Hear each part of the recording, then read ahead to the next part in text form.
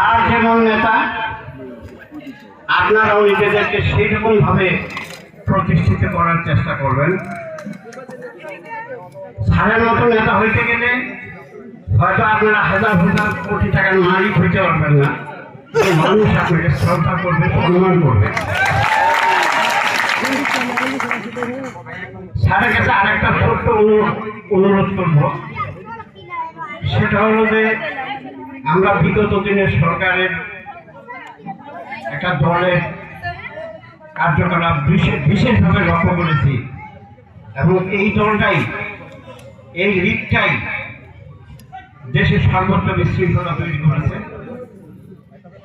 এখনো আপনাদের যে দলটা, বিশেষ করে যুব দল, অনেক ভালো কর্মী আছে, তার ভিতরেও কিছু খারাপ আছে। তো আপনি অনেক অভিজ্ঞ মানুষ, আপনার লোকদর্শনের সবই আছে। আমি আশা করব এই জিনিসগুলো আপনি একটু লক্ষ্য করবেন, এবং যারা একটু মানে খারাপের দিকে যাচ্ছে তাদের লাগামটা আপনি টানিয়ে ধরবেন। এতে দলের লাভই হয়ে ক্ষতি হবে।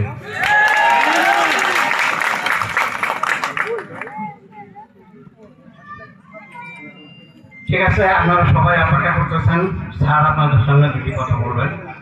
তো আমি এই বলে সবার সুস্বাস্থ্য এবং মঙ্গল কামনা করে, এবং বিশেষ করে স্যারের দীর্ঘায়ু কামনা করে আমরা চাই স্যার আমাদের মধ্যে থাকুক, এই প্রত্যাশা রেখে আমি আমার কথা এখানে শেষ করছি। আসসালামু আলাইকুম।